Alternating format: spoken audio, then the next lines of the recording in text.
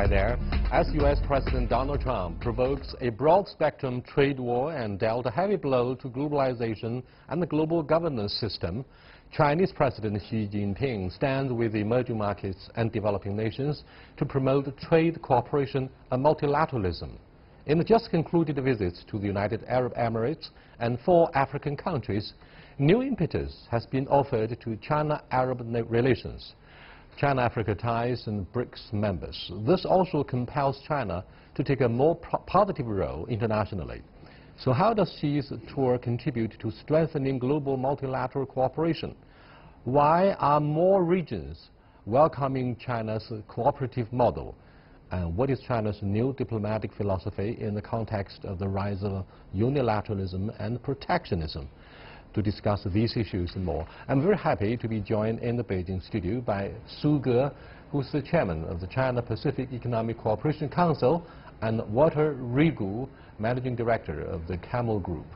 We shall also speak to Ravish Bhatia, a Friedrich Bhatia Fellow at George Mason University in New Delhi, and Pavel Fagenhor, a defense analyst in Russia via satellite.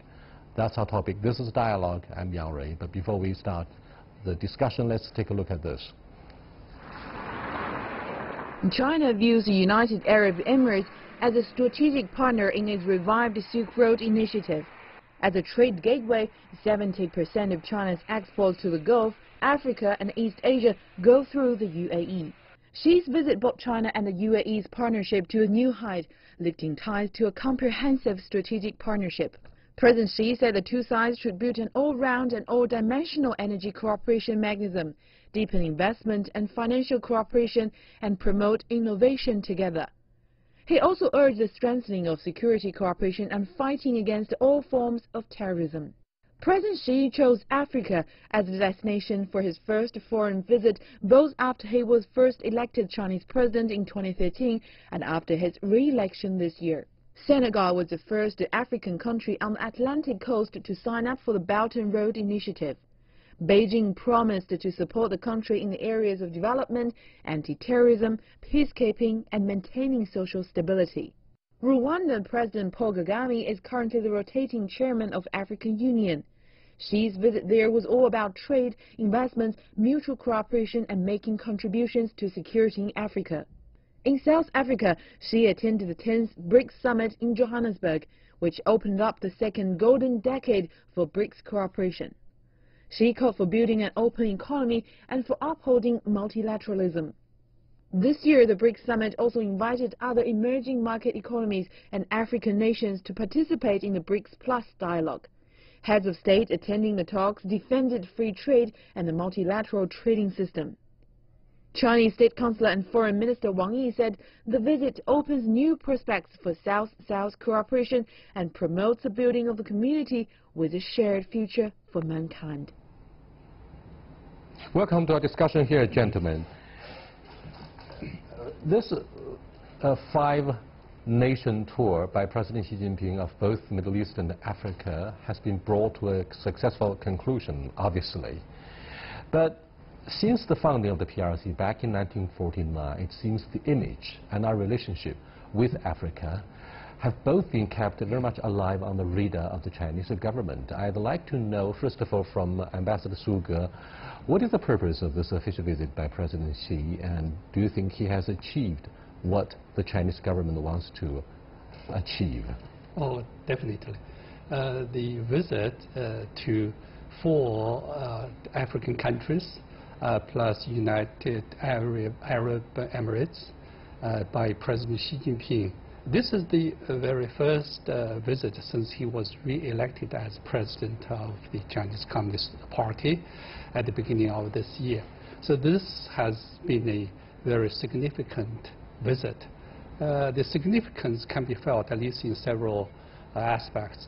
Firstly, by visiting a selected country from the Middle East, it enhances China's cooperation in its initiative with the Belt and Road cooperation in that region. which would serve also as a pivotal point to link both the ends of the one side being the Europe, Africa, the other side being the Asia-Pacific region. And another aspect, you can see the visit has greatly enhanced China-African cooperation with a general direction towards cooperation towards the good cooperation for mankind in the future. And lastly, we can see that President Xi Jinping also attended the BRICS summit. And against the current international situation which you observe protectionism, all the 5 leaders in the BRICS, they voiced a support for multilateralism, opposition to unilateralism.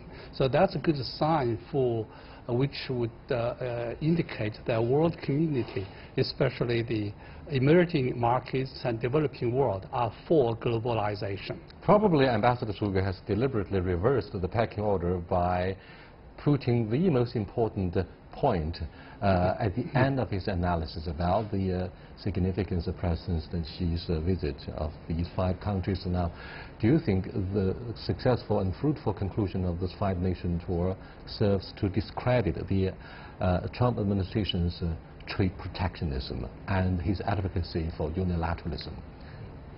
I think what we have seen from this visit is twofold. First is that, as you mentioned, from 1949 till today, China and most African countries, we've always been friends, Lao Pengyo, as they say.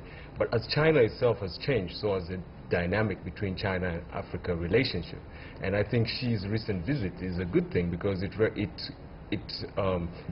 it almost dispels the notion that China is in Africa only for resources. I think we need to look at the countries he visited. He visited Senegal, he visited Rwanda, he visited Mauritius, and of course he visited South Africa. These first 3 countries, they are not resource-rich countries, so it puts a little dent on the... Is that because of the resource curse, therefore he avoided visiting those countries rich in oil and gas? On the contrary, I think actually Xi and the Chinese government has come to recognize that Africa is more than just a resource place.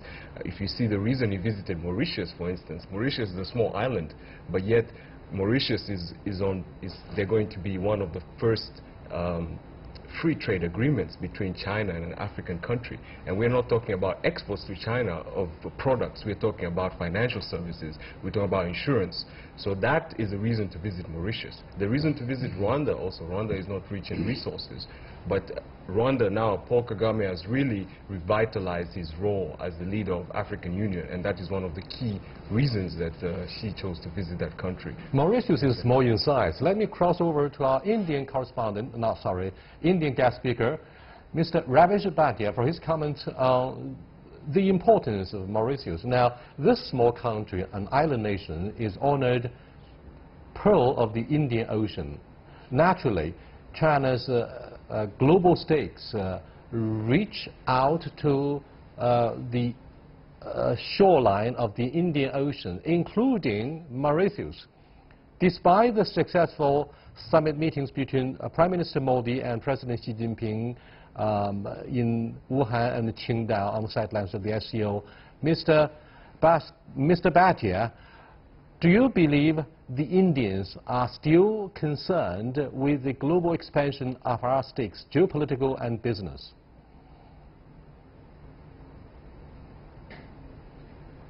Thank you for having me on the show. It's always nice to be back.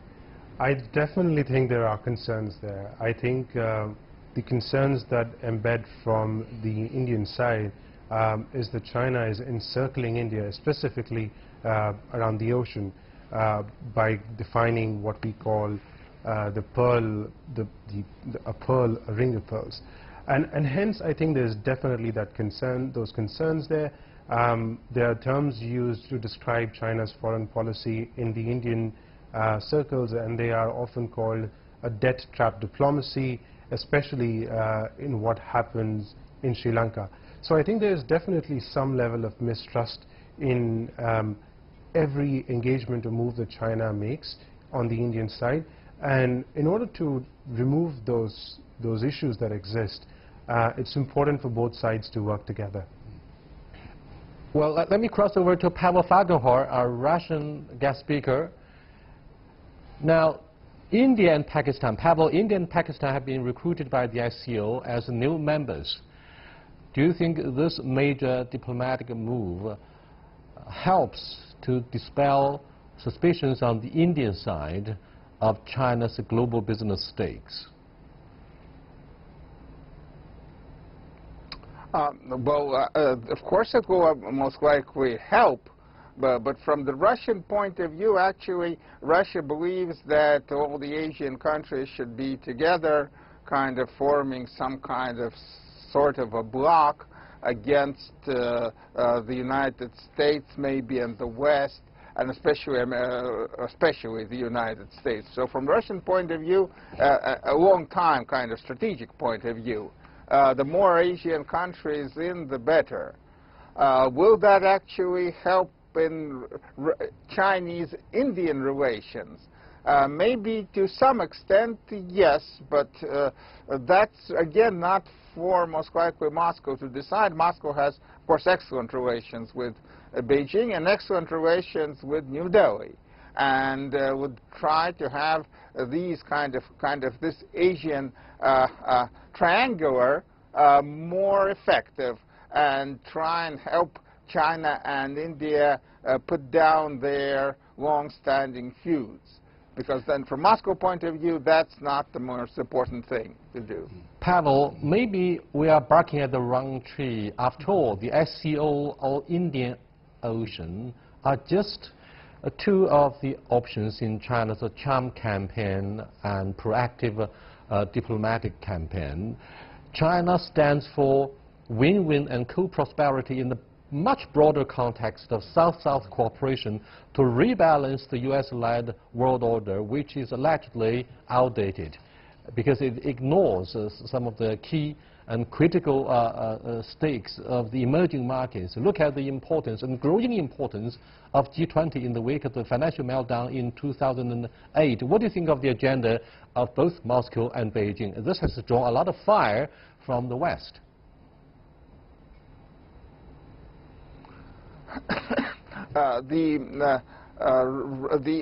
Russia, of course, has been supportive, and there at the BRICS summit too, speaking the right words against unilateralism, for multinationalism kind of in international affairs. That has been the long time Russian goal. On the specifics of actually economic protectionism, it's a bit more checkered kind of outlook, because, well, the American present protectionist drive is not so much about Russia at all. Russian-American trade is small. Russian interests have been also affected, but to a much larger extent it's been affected by sanctions which are political in nature and not economic at all. And basically, ideologically, I would say that the Russian leadership and President Putin is closer to Trump in many respects. Putin has also been kind of traditionally, intuitively maybe, a kind of economic protectionist and economic nationalist.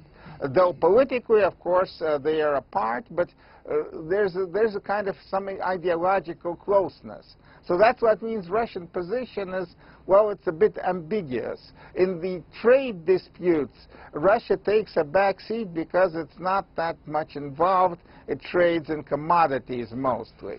And on the political side, it's very much involved. But the BRICS meeting was not that much about politics at all.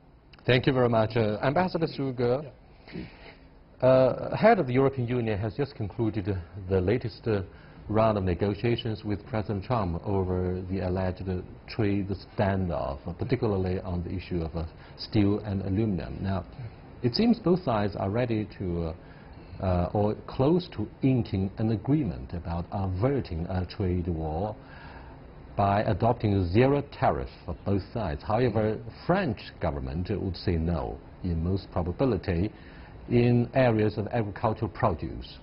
So, what do you think of the alleged plan for the Chinese authorities to get united with the African Union, BRICS bloc, as well as emerging markets to balance the trade protectionism, and European Union might be also a partner of expediency for the same purpose? That's a very good question. I think that when we look at this world, we see both the political multipolarity, decentralization, and democratization of global landscape. And on the other hand, we also see economic globalization. Globalization, we need to look at it with a very inclusive approach. Globalization has been a force. Finally, it has generated a platform in which globalization, the forces have liberated productivity, forces for production. You can see that immense wealth we are enjoying today, and we are thankful to globalization. That being said, my point is that all nations, no matter where they are, we are all parts of a globalized production, among the production chain or value chain.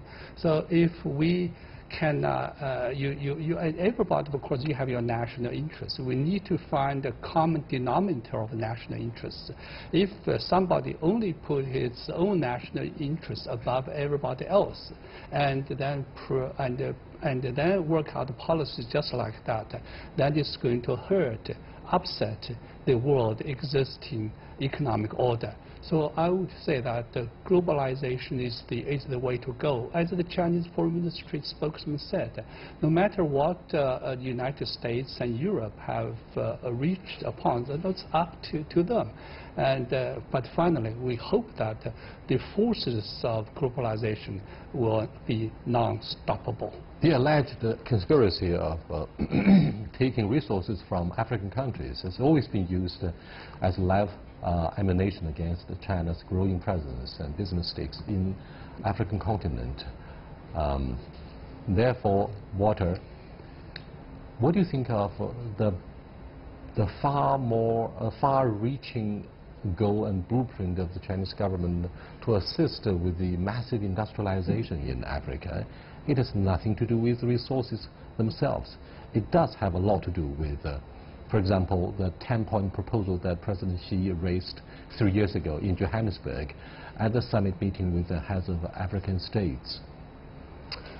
Yes, I think the first thing, if you really want to understand China-Africa relations, you need to understand China first. Because what happens within the domestic because what happens within the domestic market affects China-Africa relations. China's economy is moving from one that is focused on investment to one that is focused on domestic consumption. So whereas 10 years, 20 years ago, China's economy was highly dependent on resources, the economy is shifting. So as the domestic economy shifts, so does the China-Africa relation shift. And like I mentioned in the opening statement, this visit by President Xi Jinping visited 3 countries that are, they're not resource-rich countries. And one of the reasons to visit South Africa is not necessarily for their resources, although they're a resource-rich country, is because most of Chinese stock investment is in South Africa. And also there is a BRICS conference. So this visit, like I said, is good because it dispels the myth that China is only in Africa for resources. One of the key things driving China now is that the domestic market is also saturated. So China is in quest for new markets, and Africa presents one of those potential markets.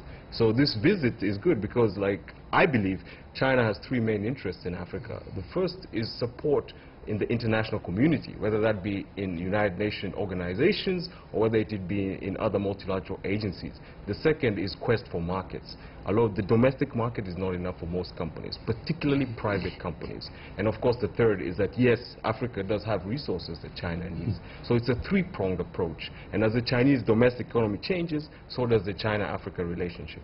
But do you buy this idea, Walter, that China is expanding its overcapacity, is exporting its overcapacity and building up debts in the host countries in South Asia and some parts of Africa? This has been a popular assumption in the Western media, which criticizes the essence of China's Belt and Road Initiative. This is what I would say. Let's look at construction. There are over 100,000 Chinese construction companies domestically. As the Chinese economy has slowed, if you remember, in 2008, the Chinese economy was growing at double digits, almost 14%. Right now, the Chinese economy is growing at 6%. There's 100,000 construction companies. They need to build. What because are they going to the do? construction boom is over. Yes, the construction land boom revenue is over. Yes. So now these companies need to move overseas. At the same time, there's an infrastructure deficit, not only in Africa, but many other nations. So there could be the possibility of a win-win. So rather than just look at it from a global perspective, you need to look at it from a project-by-project cases. It's not even enough to look at it from a country-to-country basis. You need to look at the specific project, you need to look at the specific project terms, because that is how you'll understand whether or not the deal is fair for both countries. Thank you very much. Ravish, are you still with us? What do you think of this idea of infrastructure? Many Indian friends say to me, look, China could play a leading role in making investment, constructing infrastructure in India, without which India would not have the luxury of a quick economic takeoff. What do you think of this allegation? I think more than an allegation, it's an analysis, and to a certain degree I agree with it.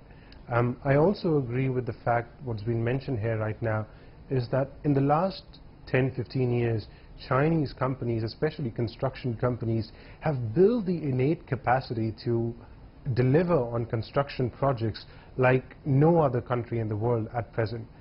And to a great extent, these Chinese companies are very well equipped to deliver on projects.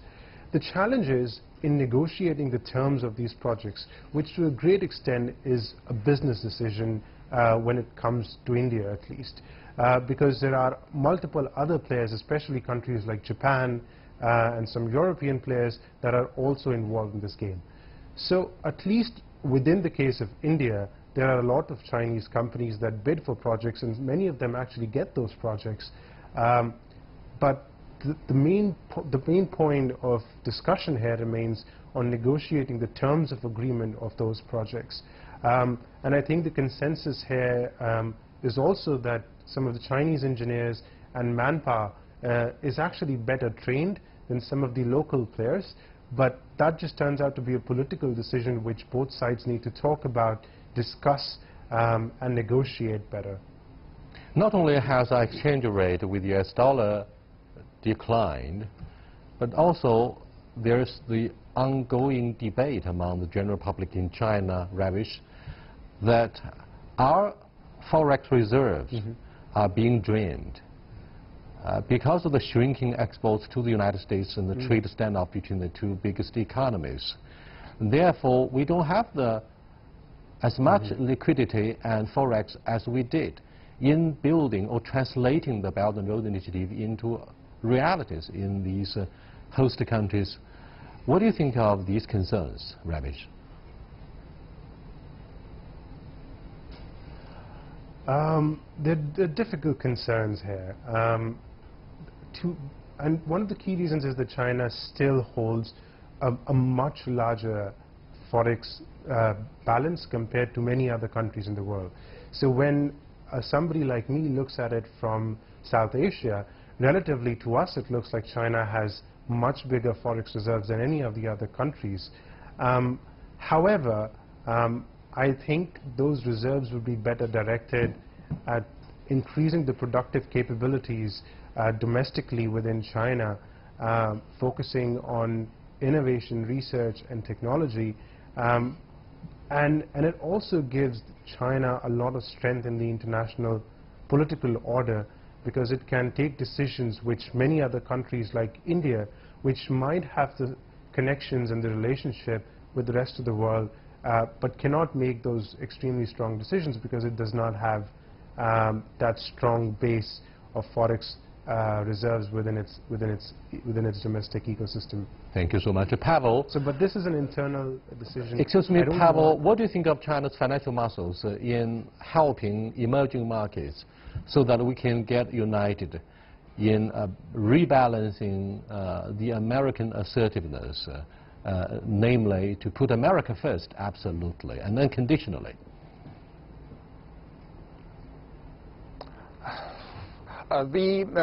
It's of course important and very important to do something with what right now Trump is pushing through.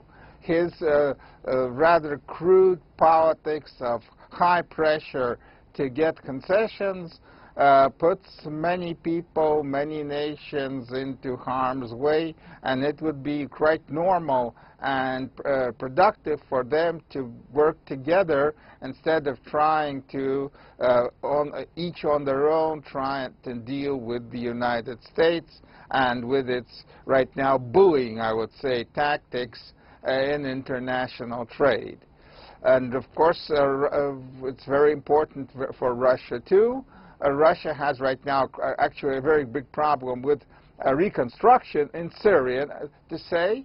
It needs a lot of international help there, and actually could see other countries like China join in, because that's very important to stabilize the Middle East. So there's a lot to talk about and a lot to work about right now. Pavel, do you think it's one of the major issues on the agenda between and among members of BRICS bloc that the American pullout from Iran nuclear deal will seriously affect our relationship, I mean business relationship with Tehran, one way or another? India is no exception. Russia, of course, will fall victim to this policy of the Trump administration. What do you think of, for example, the idea of phasing out our reliance, an excessive reliance on U.S. dollars, because the U.S. would leverage its financial resources in punishing whatever companies that do business with Iran. So the prospects of RMB as a major reserve currency will be on the table as one of the viable options for BRICS members. Pavel? Well, yes, that's been a long time idea in Moscow, that dependence on the mighty dollar should be reduced. Actually, in a couple of years, Russia has very much scaled down its investment into American treasuries, buying instead German treasuries and other kinds of hard currency reserves, and kind of scaling out of the dollar. Though actually speaking, in Johannesburg, President Vladimir Putin said, well, I guess we should kind of reduce the role of the dollar, but we know that the dollar is still very important. And with the Iranian right now issue coming up, for Russia, again, it's not that much, because Russia does not really have that much trade with Iran. If we're buying Iranian oil, it's not to import it into Russia because we don't need it. It's to maybe resell it somewhere else, whereas China and India are buying Iranian oil and actually using it. And for them, that's the American financial sanctions for dealing with Iran, and America wants to stop absolutely the export, or almost stop the export of Iranian oil. That's a big issue. Russia would most likely agree, yes, that there should be the Chinese yuan should be used more as an international currency. Russia is very much for that, and there have been agreements on bilateral trade between Moscow and Beijing that it should be not in dollars. Remarks about the future of RMB and attitudes of the Russian federal government. Thank you so much, Mr. Suge, Mr. Walter Regu, Ravish, and Pavel Falkenhor. Have a nice weekend. Thank you so much.